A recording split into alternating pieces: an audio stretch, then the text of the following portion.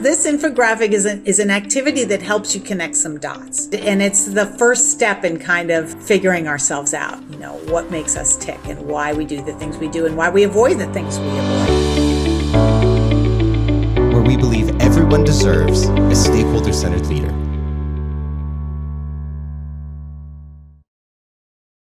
Welcome to Conversations with Coaches, where top executive coaches talk about the leadership tools that shape their practice and then give them to you for free.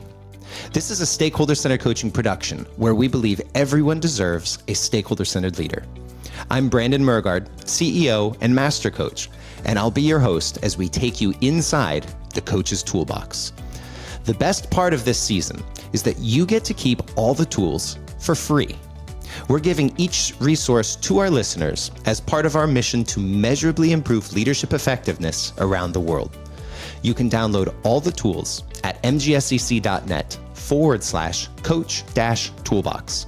That's mgscc.net/coach-toolbox. And by the way, if you are a certified stakeholder-centered coaching coach, you already have access to all these tools right inside of your SCC Coach portal. So get your tools today. Today, we are thrilled to bring on board a speaker, strategist, and executive coach. Our guest today is Nancy Berger, as she shares her expertise on transforming workplace environments into healthy, productive workplaces. Nancy is a mastermind who's spent over a decade weaving communication expertise with psychology and neuroscience. She's like a workplace wellness guru, transforming office cultures into emotionally healthy environments. And guess what? She's worked with everyone from C-suite executives and HR bosses right to the brave entrepreneurial souls running their own businesses. So what's Nancy's secret sauce? Teaching us that we're all superheroes in disguise, capable of changing our thoughts and beliefs. She's also the go-to expert for universities, leadership organizations, and networking groups, helping to dispel limiting belief systems and boost clear, effective dynamics. Today, Nancy introduces the Fear Journey Template, a key part of her informative teachings on the Fear Formula, which we'll get into in our conversation. This tool will help uncover how past experiences shape our relationship with fear. Through this, Nancy gets a deep insight into her client's thought process, enabling her to better guide them on their leadership development journey. So please join me in giving a warm welcome to our guest, Nancy Berger. Welcome to the show, Nancy. Thank you, Brandon. Thanks for having me. Boy, I want to meet her the way I love that intro. I want to meet her. I think I really belong in the hip hop game as a hype man. Exactly. I feel like right. I should just be the guy in the back with a mic, making everyone feel special. I appreciate that you've been here, Nancy, and I have to say, we met a few years back in the certification course. Yes. And I knew from the very first interaction we had that we were going to have a meaningful connection. Did you really? That's great to know. Yeah, Frank and I had a good, we do this constantly, right? We've been doing this for many years. I think I've personally been part of 3,000 or so coaches' certification journey. And so you could immediately tell who's in the room. And immediately you stood out as the one who's going to show up early, fully prepared, ask the best questions, and just be fully engaged and drive the conversation forward. And the reason that is such a magnetic personality trait to me is that I was always the naughty kid in the back distracting others, who the best student in the front would kind of look at and shake their fist and say, come on, you're detracting from my learning. So I love that about you. Would you say that's a fair way to describe you, Nancy? I used to sit in the front all the time. It annoyed everybody, but some of it was because I couldn't see the board. That was part of it. But when I get excited about something, I really get excited about it. And I got excited about the stakeholder centered coaching process. So yeah, I'm glad it was noticeable. It was, and we had a delight. We had a delight in training you. We had a delight in going through the skill practice and really seeing your full development. But I could tell right away that's the personality type that I gravitate to, because people like you and I generally make big waves in teams.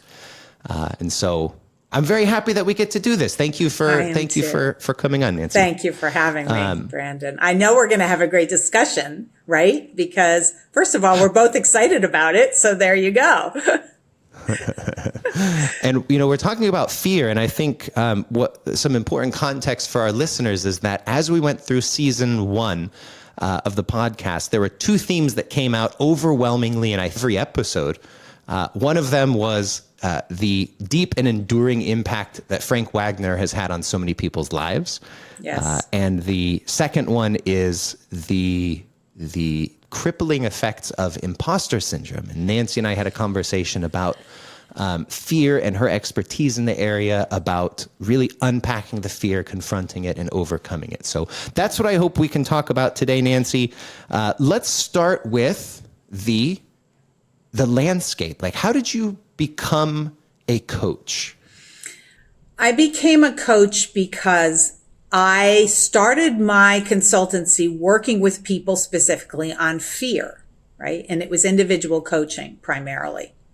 Then I started to get some corporate work, and I really love corporate. I love working with teams. I love working with leaders. Oddly enough, even though it's pervasive in all environments, personal and professional, a lot of companies don't really like the F word. They don't want to talk about fear. They don't want to, because somehow I think they feel like it might give it teeth. So I started to get this feedback from channels in the companies I was working with that, could you just kind of change what you talk about a little bit? Does it have to be like, and I said, okay, I'm going to meet people where they are. I don't want to repel, my clients. I don't want to scare people with fear. So I actually rebranded a little bit, and I knew I would do the same work. I just called it something different. Now, as part of that process, Brandon, I felt like I needed to have some training in being a coach for those leaders. I just didn't feel like, I don't know, I just needed something else. I felt like I needed a little bit of extra training, and I asked around, and the only name that came up was Marshall Goldsmith. And I immediately enrolled, and I'm so glad I did. And that's how I came to coaching, really. Tell us a little bit about, given your unique experience and expertise with fear, where do you see that intersection between stakeholder-centered coaching and managing and overcoming fear? So the way I see it is that everybody, to a person, is grappling with, if they don't call it fear or fear-based thinking, it's some sort of limiting belief system, some sort of imposter syndrome, insecurity, some sort of lack of confidence that kind of runs like an app in the background. It's like running in your brain, and draining your battery. But we don't often know, and we can't often articulate it. I've seen it in so many people, that even outside leadership circles. Then when I started working with leaders, it became clear to me that they are even better at pushing it down. And a lot of that, I think, is what Marshall talks about. What got you here won't get you there. They're like, well, I got this far, and I've been pushing it down, so I'll just keep pushing it down and it won't show its head. And so I got really fascinated and curious about that. So the intersection, I would say, is a lot of the study that I've done about how humans are wired, how our brains are wired, the neuroscience of fear. I found it so fascinating. And what it taught me was that we don't have the ability to really notice our own, how we get stuck in the snares of fear-based thinking, because often we get into that fight or flight part of our brain, those neural pathways that really shut down our logical brain. So we really aren't too good at noticing when we're getting in those patterns. And so I started to get really curious about that. And that's where the coaching came in, because when I'm working with clients, I can help them notice. I can raise their awareness. And then it's almost like Dorothy. I always use this metaphor. They realize all they have to do is click their heels together and they can change it. How much time does that usually take when someone says, I want to make a positive difference in this, to the point that they actually have? It it is a very case by case situation. Some clients I've had discovery calls with coaching clients where they were pretty much stiff arming me, like, I know what you're trying to do. We're not going there. I'm not going to talk about my child. And I want to be clear, Brendan. I don't try to psychoanalyze people. I'm not a therapist. I'm very clear about that. It's very different work. But what I do try to do is get them to talk about early life experiences, their young genius, how they were socialized, what their first family dynamics were. And I've gotten stiff armed. No, we're not going there. And then I say, oh, okay, we don't have to go there. And then by the time we have our second session, they're telling me all about what happened when they were 10 or because I think people realize that it's important, but they kind of need permission to do it. Do you know what I mean? Mm-hmm. And how does that show up? Like, how are you able to reinforce to someone, this is a safe place to share those fears? That way we can actually unpack them and overcome them. A lot of the time it's by sharing my own. So when we talk about the journey to coaching and why I'm so curious about fear, it's because I spent pretty much 3 decades of my life absolutely crippled by it. And I wanted to figure out why. So I set about to do that. And I did that by studying neuroscience, by reading everything I could, psychology, by assembling a really great crack, support team for my own mental health journey. And I learned strategies for changing all of that. And when that became clear to me that I had changed the way I thought, and I essentially changed my experience, my entire life experience, I said, wow, if I can do this for one other person and reduce some of the suffering, won't that be great? So that's. Wow. Well, 30 years, that's a long time to sit with fear in your pocket. Is that a common story, or were you just particularly good at pushing it down? I think it's a common story, Brandon, because in those 30 years, I had a career. I got married. I had 2 children. I got divorced. I mean, I lived my life. But we are masterful at doing it. And when I learned the extent to which people, because I think when you go through a life change like that, I was married for 27 years. I ended my marriage. A lot of people came out of the woodwork interested and curious because they're like, I can't believe it. How did, and, because, life is not like Netflix, we, my former husband and I are dear friends and we have a wonderful relationship and we still parent our children together. But they were like, nobody would know. How did you? And then I realized, oh my gosh, everyone is struggling. Everyone is struggling with something and they just don't want to talk about it. I don't know if people feel like it's a sign of weakness or I don't really know, but I think it's much more common than you might think.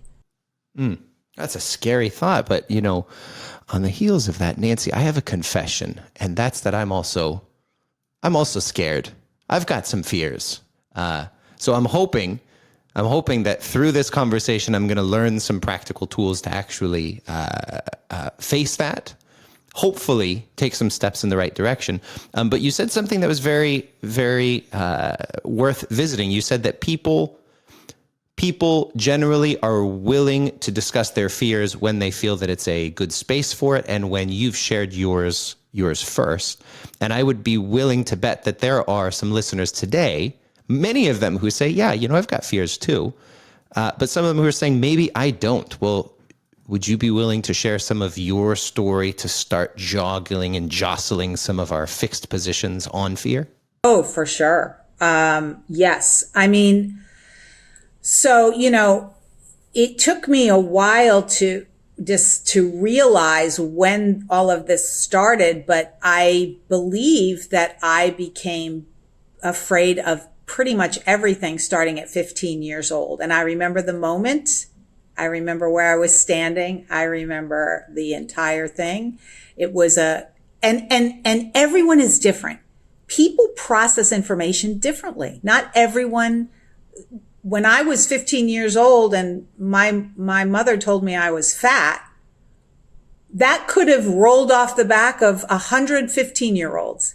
It didn't roll off my back, right? So that moment started a a downward spiral into disordered eating, anorexia, a lot of mental health challenges that lived with me for the better part of my life.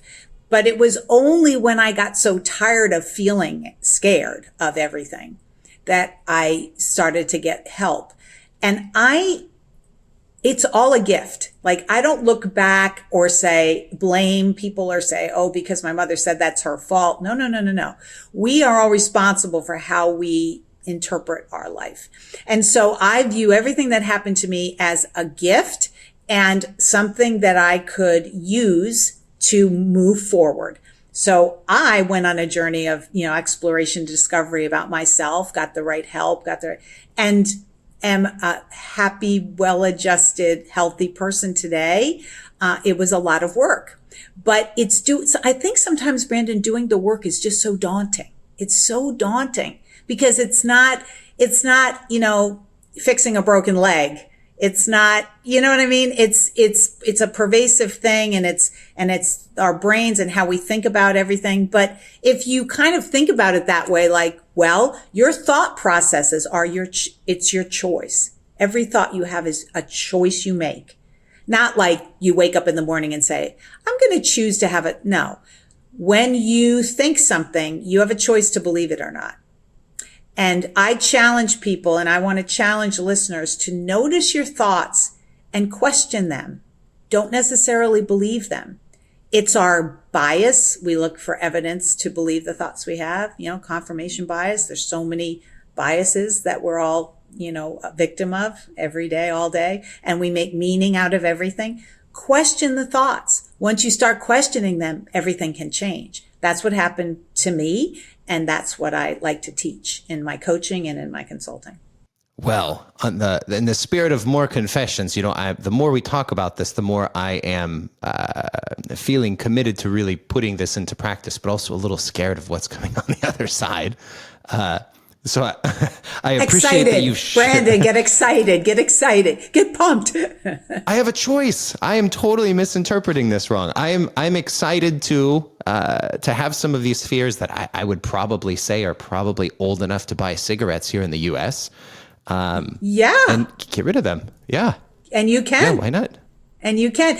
And you know what? I have I get the little hairs on my arm stand up when people say, fight the fear, battle the fear, ignore the fear, do it anyway. All you have to do is understand it and unpack it. And then the gates open and it's all possible, right? But you just have to understand it. That's all. As our conversation unfolds, you may be wondering, what is this whole stakeholder-centered coaching thing? It's a leadership development process that guarantees leaders become both recognized and acknowledged as more effective leaders by key stakeholders in 12 months or less. Nearly 5,000 coaches have been trained in this methodology. The coaching program is designed to build functional expertise from 3 stages: intellectual, practical, and applicable on the job. In addition to graduating with the most rigorous, research-driven coaching methodology on the market, you'll also walk away with measurable coaching results and a lifetime certification to show for it. We don't just believe in what we do. We stand behind it. And that's why we are giving away complimentary access to the first stage of the training to anyone listening to this podcast. Get your very own access code today by visiting mgscc.net/sample-course. Let's tune back into the interview. Okay, let's get all our listeners on the same page and let's really have a transformative episode here, because I think the stuff you're talking about is really, really important for coaches and anyone in a helping profession. Because if we can't, we commit ourselves to helping other people process this. If we can't do it ourselves, boy, we're going to have an ineffective career. So if you're listening today, most of you have a fear you can already put a finger on. Some of you might be saying, I maybe don't have a fear.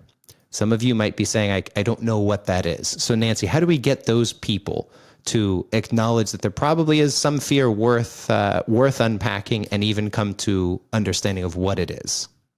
Where I like to start sometimes with people is asking them to write a letter to themselves about what is working in their life and what isn't. It is a very powerful exercise in uncovering, the weak links in the chain. Because it might not present itself as a fear, it might present itself as discomfort, something that you just wish was a little better. I wish that, I'm doing well at work, but I wish I didn't get so nervous in team meetings. There's fear in there. We just have to dig in a little bit and pull the thread on the sweater, and see what we find. I'm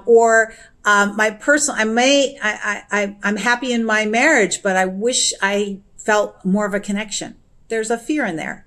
It's often several steps to get there. So that letter to yourself can be a great starting point, just to sit with what you're feeling good about and what you might like to amplify, change, redesign, whatever. If you're listening to this episode, you're at the gym doing your exercise, you're in your commute, you're maybe watching here on YouTube, think very carefully about what Nancy's just said. It sounds like there might be an I wish A, but B is standing in my way type of statement. You maybe already know what it is.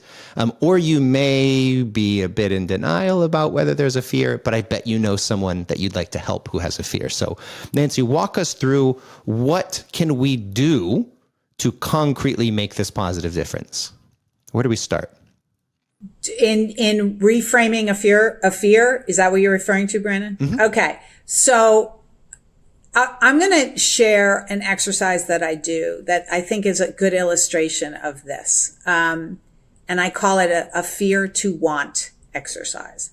I ask people to take index cards, 5 to 10 index cards. On the front of the index card, write something that's bugging you. It could be, I feel stuck in my job. It could be, I can't speak up for myself. Notice these are not necessarily written as fears. They're just things that are under your skin that you just don't like. On the flip side of the same card, so let's use an example. I wish I could speak up for myself. I don't speak up for myself enough. On the flip side of the card, I ask them to word it into a want, not a wish, which is a different neurological process. A wish is kind of, it may not happen. A want is an intentional desire. Write it on the back. And then I ask them to read the back side of all the index cards every day. Now, why? What does that do for me? You may ask.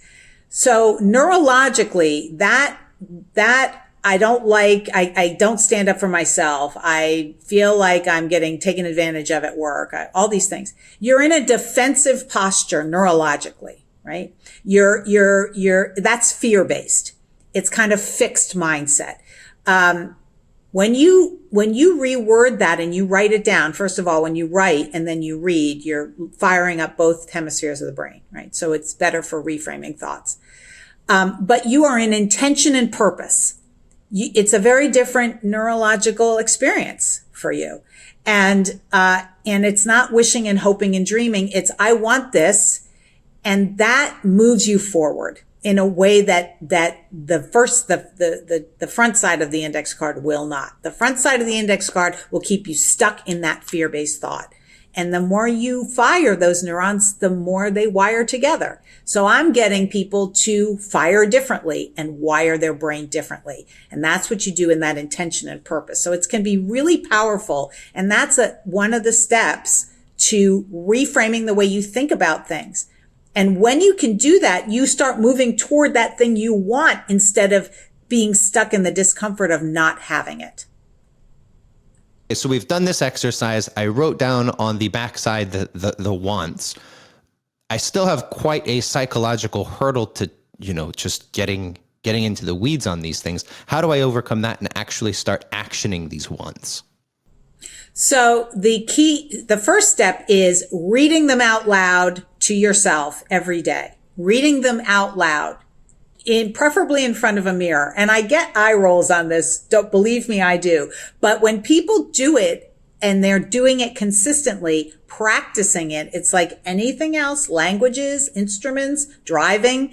You have to practice reframing your thoughts. So they read the flips. I have one client who had like 100 cards. It was just a joyful experience. But the more you practice and read the flip side of those cards, the wants, you read them out loud, you're firing different neurons, wiring things together differently. And it builds intention and purpose in you. And you are moving forward in your thoughts and drawing yourself towards the things you want. It's like a manifestation exercise, and it just works wonders when we can do that, because we get out of those icky, sticky, like I can't do it thoughts. And where's the line between, pure manifestation and wanting something into existence versus that daily practice of reading these and rewiring our neurons? What's the practical difference between the two? Well, the practical difference is, I think it's difficult to articulate where one ends and the other begins. And what I mean by that is, if you write on the flip side of one of your cards, I wanted to advocate for myself at work, and you say that to yourself every day, when you go into work, believe it or not, you will comport yourself differently. You will carry yourself differently. You will look for opportunities, that RAS system in your brain. You will look for opportunities where you can satisfy that intention. Now, is this an exact science? No, it's not. The premise of it is science-based. It's all evidence-based. I mean, I'm not making this up. This is neuroscience. This is how the brain is wired. But it's sort of an iterative process where people start to look for different opportunities. Let's take another example. If it's a personal relationship and you write on the flip side of your card, I want to be more connected to my partner. Naturally, you're not going to be in defense mode anymore, and you will be looking for opportunities to be more connected. And it might even trigger conversations that you never thought you would have. So again, it's a case by case basis. It's iterative, and a person has to want to practice, be consistent, and be open to that possibility. But in my experience with clients, in my experience in life, and personally, once I started doing that, I found courage that I just didn't know I had to make change in my life, because I just stuck with it and I kept doing the work every day, saying the things out loud, firing both hemispheres of my brain, writing letters to myself, doing the things that I now teach, but that worked for me, and I've seen it work for other people. So it isn't an exact science, Brandon. It doesn't show up the same way for everybody, but it starts with the commitment to that work. Yeah, I think the things you're saying are very, very reasonable. And, to my understanding of the literature, it sounds very grounded. You're not claiming, put this on the back of a card and then hope that it comes true. You're saying you need to start by rewiring a fear into a want, or an apprehension into an inspiration. And then with that new mindset, you will naturally have a different predisposition to your environment and the opportunities, and you'll have a more positive outlook on it. That all seems very reasonable. Is that a good way to summarize it? Yes, it is. And that seems very different from manifestation, which is, really just wishful thinking. Like, that's the end of it. Put it down on the piece of paper, close your eyes, wish hard enough. This is really... It is. But manifestation also can trigger that part of your brain where you start looking at things differently. So, there's schools of thought on that, but can I give you a little anecdote that might illustrate this well? Okay. So I was working with a financial planner, and very intelligent, very successful, was struggling with cold calling, struggling with it. And she said, I just don't like it, and I'm not good at it. So we unpack that, what is it about it that you don't like? What is it about it? After 45 minutes of talking, and then what? And then what? I just kept pulling the thread. She was afraid of making people angry. Well, where do you think that comes from? Have you ever had anybody get angry with you when you called them? has anybody been rude and awful? No. Okay. So where does that come? What's the fact? Let's stick with the facts. It went all the way back to when she was a kid and having a situation where she didn't know, what to expect from a family member or whatever, or how they were going to react. And it was just such a light bulb for her. She was like, oh my goodness, I had no idea. But that's what I mean when I say these things are not readily apparent. Sometimes you have to kind of like dig in and see where that bad feeling is coming from. And it sometimes takes work. And honestly, sometimes I refer people out to therapists. Sometimes that's the best thing to do if someone's really stuck in fear-based thinking. But what you and I are talking about here today are those that I work with where we can use these practical applications and they work. Well, let me ask a question just from pure ignorance, because I'm not an expert on manifestation or neuroscience or any of these fields. My very limited of manifestation is that the claim is that you can wish something into being. And the claim of this index card exercise is that if you rewire this will rewire your brain, and a rewired brain will be more susceptible to opportunities for success. Is that a reasonable way to put it? That's fair. Okay. Yes, that's fair. Yep. Okay. So then now that I have that picture and you've brought this wonderful perspective that sometimes as a coach, you do have to offload someone to a health professional, whether that's mental or otherwise, I'd be curious to take a brief aside.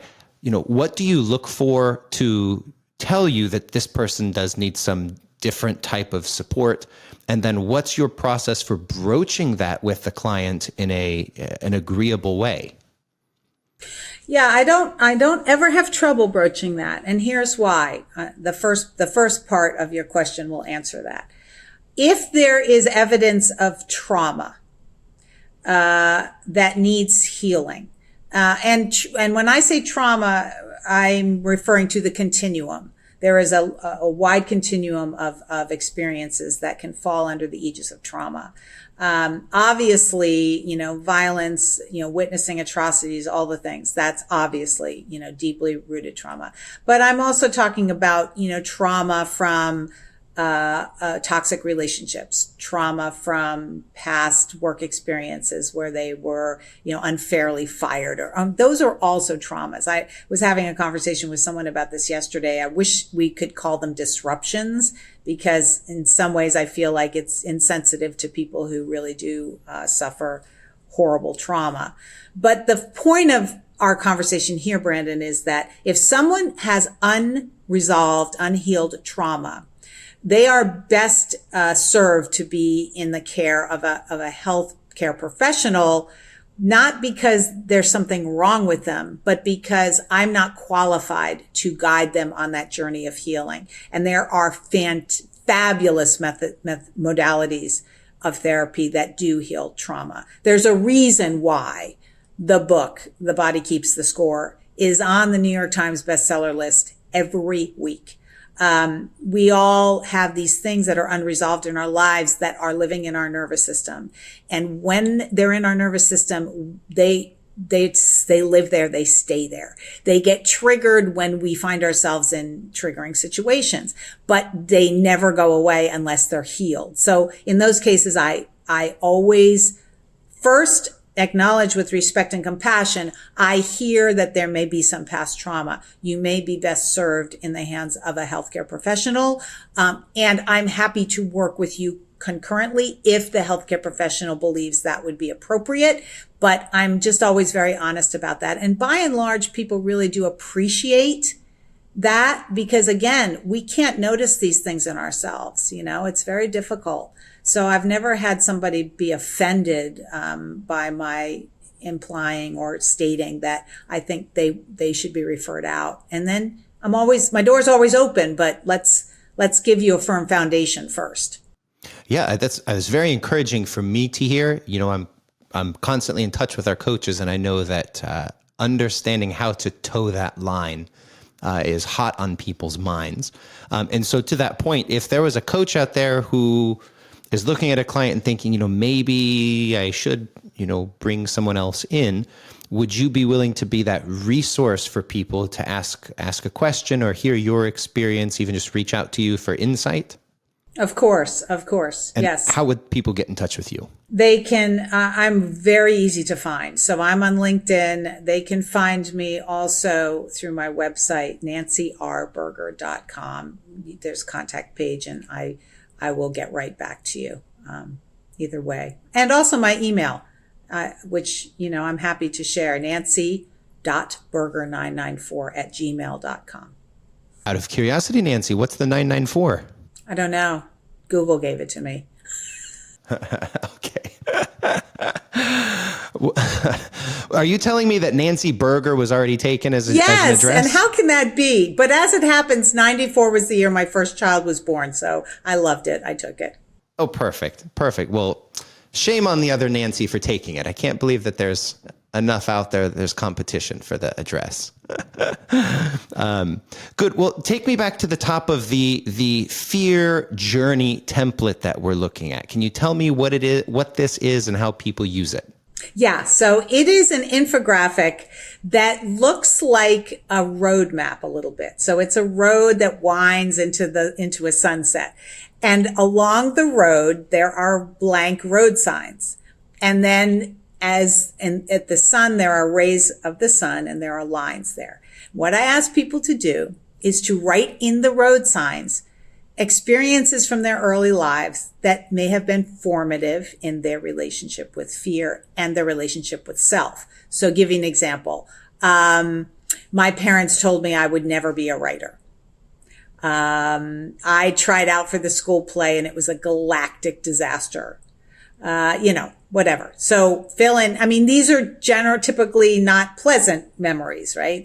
They get wired in so I ask people to write them down. And then in the sun rays, I ask them to write down either how they think those fear-based limiting beliefs may be manifesting in their life now. Like, I start shaking every time I'm asked to speak at work, or I can't. Every time I have anything to do that involves writing, I freeze up, right? You would be surprised, Brandon, how many aha moments I experience with clients when they do this exercise. It's like, oh, that's why I get tongue tied when in the team meeting every week. That's why, we're not good at connecting dots. So this infographic is an activity that helps you connect some dots. And it's the first step in kind of figuring ourselves out, what makes us tick and why we do the things we do and why we avoid the things we avoid. So can you give us some insights on what those next steps are after you've completed, the baseline journey? Right. So then we go to work in finding, now that we're kind of finding what's holding us back, enlightening ourselves on why, right? Digging into the different areas in our life where this may be bubbling up, accepting that it's happening, taking agency of it through different activities that I teach in my course. And then with all that information, we're able to reframe the thought. So, for say the speaking, like I had a horrible audition experience. Now I can't speak publicly. Okay. I do different things with learners, like a what if scenario. What happens if you stand up at your team meeting and you speak? We do some visualizations, what's the worst thing that can happen? Okay. Suppose that happens. What will you do? All of these things, again, we're back to that iterative process of building different thoughts and building that muscle, right? So that we're gonna pivot. And the more you pivot, the more apt you are to pivot the next time. So the fear formula is find, enlighten, accept, and reframe. Those are the steps. And each step has different, activities and exercises to do that. And by the way, I also do breath work, some sort of meditative or relaxation exercise before we do any of this, so we can calm down the parasympathetic nervous system, which is holding on to all this stuff, and have a nice, calm foundation from which to do this work. So it's a mixture of all sorts of things. It's not a straight line, Brandon. This is not a straight line. It takes some meandering. Well, that's what I think is so powerful here about fear. You don't need to have that straight line. You need to cycle again and again and again and slowly wear it down over time. In your experience, I should ask, do you have any anecdotes of someone who's knocked on your door and in a 60-minute session has said like, oh my God, of course, this is the problem. Here's the solution. And then gets right on the horse and rides like immediate success. Does this ever happen? Nope. No. Okay. Nope. Walk us through like what the usual experience would be. The usual, I can say with 100% honesty, there is not a usual experience I've had yet. Every client has been a different experience. I've had people that in our first session were reduced to tears within minutes. I've had people who absolutely refused to dig in for many sessions, and then finally they became some of my best clients because they worked so hard once they got that they could change things. It really depends on the person. And I've had people say, I just then ghost me after a couple of sessions, like I just won't do it. And that's okay because then we're not meant for each other, But I can tell you, Brandon, I've been doing this personally for my journey really started 15 years ago where I really started making some headway. And just last month, I discovered a pattern of behavior that I have that comes from old wounds. And it took me, and it's a parenting thing that I've been doing. And it took me this long to figure it out. And I actually checked in with both my kids. I said, do I do this? And they're like, yep. And it was so enlightening to me. So the point of that is why I'm sharing that with you is because the journey continues. It's not a one and done, and it's not even a 10 and done. It's like once you raise your awareness and you can reframe thoughts, then it's like teaching someone to fish, It's like I can't hand you a tool that's going to fix everything unless you're going to meet me halfway and do the work. But then once you do it, you can apply that tool to any situation. And it's powerful. It's powerful. And we talk here about fixing. Am I using that word correct? Is fixing the right word, or are we learning strategies is it like addictive behavior? You're never once you're an alcoholic, you're always an alcoholic. You just manage your intake. Is it kind of like that with fear? Well, I'm not sure. Yeah, I'm not going to touch that one. But what I will say is that once you raise your awareness around your own thought patterns, that's the first step to changing them. And once you start doing that, it becomes easier. It becomes easier because it's the resistance that stuffs things down. And so they never see the light of day, but they really do because they come out in your behaviors and in your interactions. And, think about the worst boss you've ever had. Somebody said something really powerful to me years ago. It was a psychiatrist. He said, if you knew everything about your enemies, they wouldn't be your enemies. So I apply that more times than I can tell you, not within the context of enemies, but if we understood everything about why other people do what they do, we would not hold it against them. Doesn't mean it forgives bad behavior. It's just enlightening. Everybody's going through something. Everybody's struggling with something. We just don't know what those things are. And they don't come out in ways that are intuitively obvious.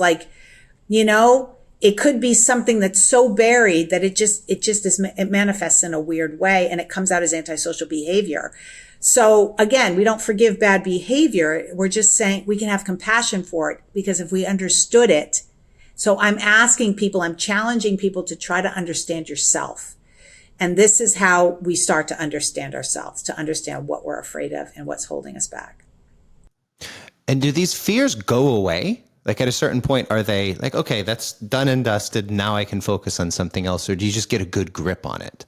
I think it depends on the person and how long they work at it, how hard they work at it. I can tell you from personal experience that things that I struggled with as a 20-year-old and 30-year-old, 40-year-old, I no longer struggle with, period. Because I applied these strategies that I teach. New things come up as we live life. If you're living life, to its fullest, you're going to come across different things. But here's the key. Again, it's back to learning how to fish. These things come up and you say, oh, I'm noticing that I'm doing that thing that I do sometimes. I'm going to right now take the opportunity to shift out of this thinking. I still do that.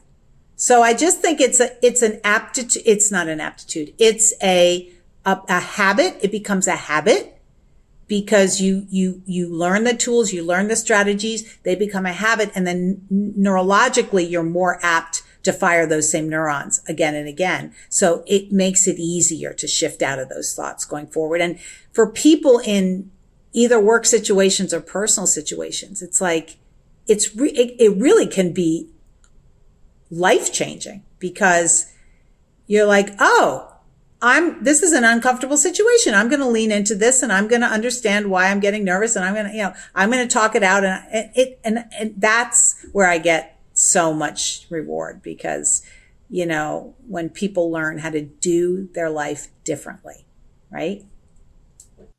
Well, and I can see, as you've mentioned, there's very strong linkages to stakeholder-centered coaching because these fears are manifesting behaviorally. And unfortunately, it sounds like everyone sees them long before we do. Yes? Generally.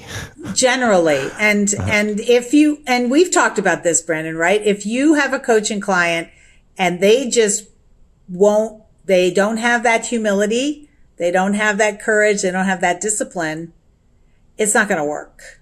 I wish you well. It's not going to work. This engagement will not work because what's the common denominator in leading a team or living your life? You have to be able to take a hard look at how you co-create all your relationships. And the whole premise of stakeholder-centered coaching is it doesn't really matter what the coach thinks and what the leader thinks. It matters what the stakeholders think. It matters how you're perceived. So it's almost like you're doing a mini stakeholder-centered coaching a session with yourself. And your stakeholders are all those voices, in your head. And I'd love to do that 360, right? So, yeah. I like that. And that's why it works, Oh yeah, that would be such a scary report to read, and even worse to debrief someone as a coach. Yikes!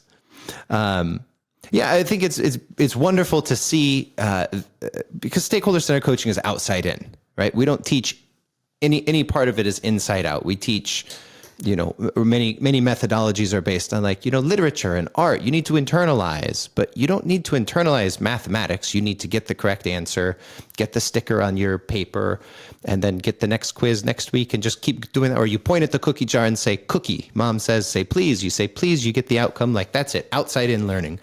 And it does not address inside out. The expectation and what is borne out in the literature is that behavioral change occurs when you get consistently externally reinforced. You change internally. You're actually starting at the source as well and saying we're going to help you outside in and inside out. So this index card is self-feed forward. Do you go a step further and ask your stakeholders for feed forward kind of on what's on the back of your index card? It maybe, depending on the stakeholders, it depends on the culture. It depends on a lot of things. I try to be, and that's the great thing about these tools. I can kind of adapt them to any kind of situation. And sometimes I have to tread a little more carefully than others.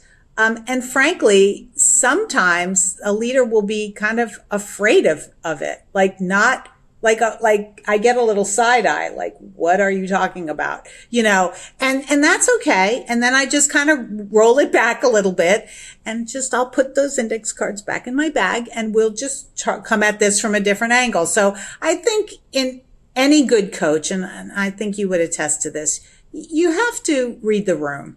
You have to meet people where they are. And I don't go in and say, oh, here, I'm Nancy Berger. Here I am. We are going to just pick your brain apart starting now. No. So you have to be, but to your point, that's why it's such a great marriage of methodologies, because this is inside out work and stakeholder centered coaching is outside in work, and it really can work beautifully together. Mm-hmm. Well, when you think about the type of clients that generally come to you, my assumption would be that they're high achieving, they have some recognized fear, they come in and say, here, this is exactly what I want to get positively affect. Is that a fair representation of your general client? Or if I'm listening and I how would I know if you are probably the coach to help me achieve the things I want to achieve? That's a great question. If you think you know more than anybody, and so by that, I mean, if there's, this sort of an arrogance, like, I don't need that, that's kind of woo-woo nonsense, I would prefer you didn't call me, because I don't think I'll help you. Not because I'm telling you you're wrong, but because I don't think I can help you. I think what I bring is an approachability. It's a safe space.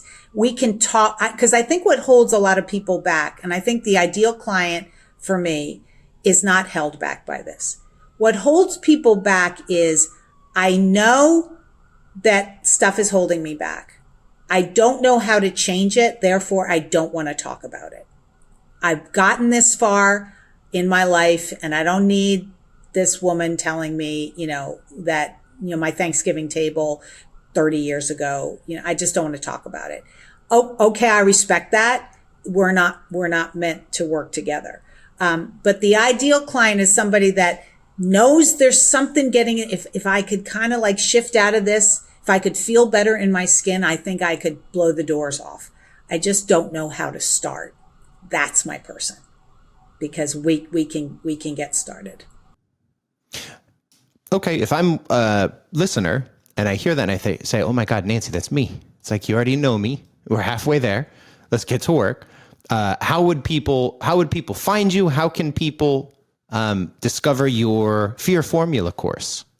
So that's easy. If you go to my website, nancyrberger, spelled like hamburger.com, there's a course page, and you click on the course page and it tells you all about it. What, if it's meant for you, if you struggle with this, what you'll learn, what you'll walk away with. So the course page is very informative, and you can contact me through my website. On the contact page, you can contact me through LinkedIn. Very easy to find there. And you can also find me, you can email me directly, nancy.berger994@gmail.com. I'm very responsive. I'll get back to you quickly. Are there any themes you're noticing with your clients in terms of the types of fear that are affecting people at higher levels in organizations? Yes. Imposter syndrome is pretty big. And it's a sneaky thing. It's sometimes leaders don't know they suffer from it because they're outwardly confident. They run teams, they run companies, they publicly speak. It's in moments where, they least expect to have this bad feeling because, they're doing their day. Their company's doing well. Their teams are doing well. They're profitable, whatever the thing may be. But imposter syndrome is very sneaky, and it emerges in sometimes unexpected situations. It may be the company has an opportunity maybe for an acquisition. Oh, and then suddenly it'll come up, well, I've never done that before. And then the imposter syndrome comes up. So often it's just a matter of, again, that humility and saying, okay, this situation kind of triggered a feeling that wasn't good. I don't really know what it is. And I want to conquer it. But that behavior of sort of barreling through it, like I'll just be louder at the meeting, or I'll just try to avoid, the one-on-one with the HR person from the company we want to acquire, whatever it is, pick your thing. that's not the answer. That's what I say. I can't stand the thing. Well, just run over the fear, do it anyway. No, take a moment, take a beat, and let's understand what it is that you think could happen. Let's unravel that, unpack it, and then reframe your thinking around it. And then you can revisit the situation with a different set of eyes, right? Looking at it through a different filter. With our very unique access to very high achieving coaches through Stakeholder Center Coaching, through 100 Coaches, and our affiliation with Marshall Goldsmith, we're talking with those who are objectively the giants in our industry, and they are overwhelmingly saying, yeah, I've hit all of the right career milestones, but I still feel heavy doses of imposter syndrome. I felt it for years, no idea what to do about it. Is this index card activity sufficient for them, or is there other pieces of advice that you would give to coaches who are struggling with the question, am I really qualified or even the right person to be an executive coach? I would say, first of all, I wouldn't say there's one thing for everybody to do that would be enough. Certainly the index card exercise is a great exercise, but it's part of a broader approach. So it's a tool in the toolbox, but it's not the whole toolbox. And if someone is very accomplished in their career and has hit all these milestones and is still feeling that, it could be that they could benefit from talking to someone who can really dig into, and that could be a healthcare professional, or that could be a coach. But I'm saying it depends on the level of stuckedness. It depends on the level of feeling about it. Like if it's intermittent, I think the index card exercise and the fear formula course might be really great. It might uncover just exactly what that person needs to know about themselves and help them reframe. They'll practice it, and after a few months, they'll feel differently. And then they'll notice that in these situations at work, they don't feel that imposter syndrome coming up. That's a great outcome, right? Sometimes it's not that. Sometimes that person needs to talk to someone who's qualified to dig into past traumas or whatever it was that happened to a person early in their life that keeps coming up because they don't know where it's coming from. So there's not a one size fits all for any of these things. But sometimes it's just a discovery call. I will know the level at which this is holding somebody back, and I can give them guidance that way. Nancy, are there any over and above client stories that you have, or any anecdotes of someone who came in and they just really thought they were at the bottom of a huge mountain, they'd never be able to get to the other side, and through your coaching came out successful and just having an overall higher quality of life? Any anecdotes you could share?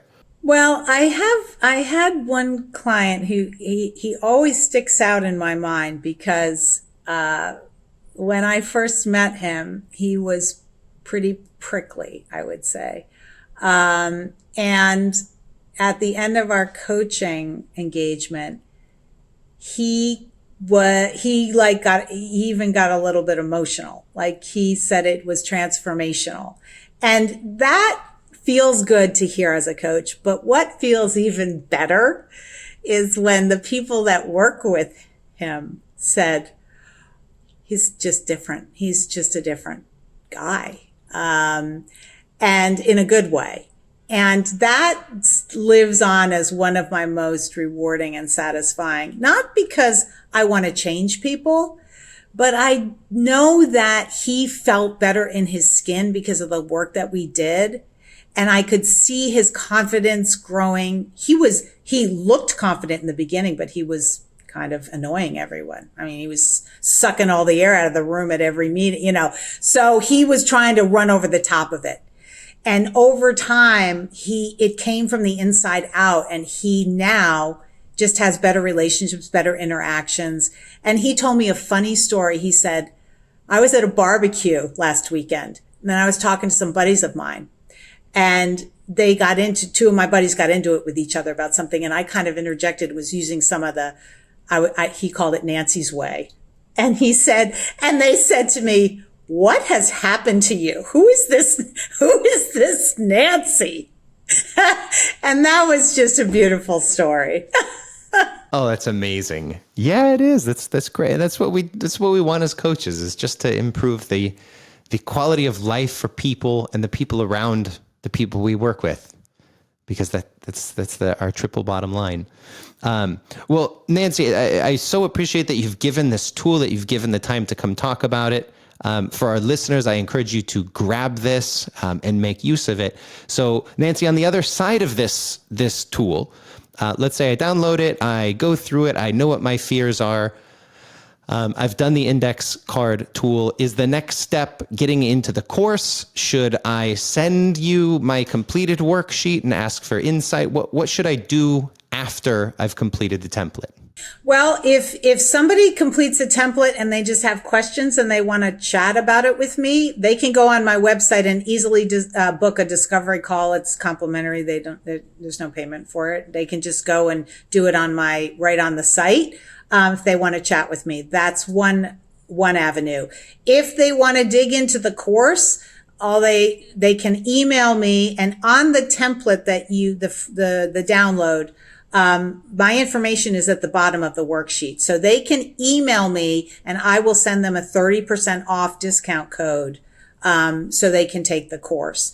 And they can, enroll right from my website. It goes through the Thinkific platform. So either of those two ways, if they want to just talk to me first, not sure it's for them, not sure or maybe they don't want to take the course. They just want to work with me. Whatever it is, you could book a call with me, or you can enroll in the course directly from my website. And if there's any question, just send me an email and ask the question, and I'll respond to you there.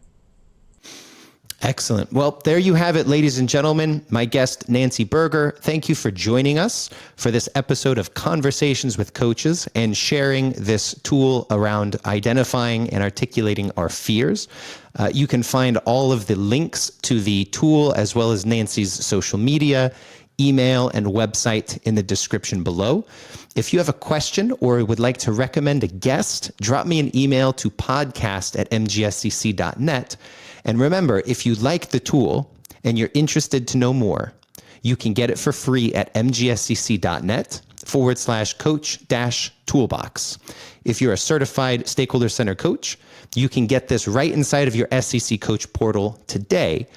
This has been another episode of our series Conversations with Coaches by Stakeholder Centered Coaching, where we believe everyone deserves a stakeholder centered leader. Nancy, thank you so much for joining us and sharing your time and wisdom. We really appreciate it. Thanks, Brandon. Ladies and gentlemen, thank you for joining. And until next time, remember to keep learning, keep improving, and keep taking your coaching skills to the next level. We'll see you on the next episode of Conversations with Coaches.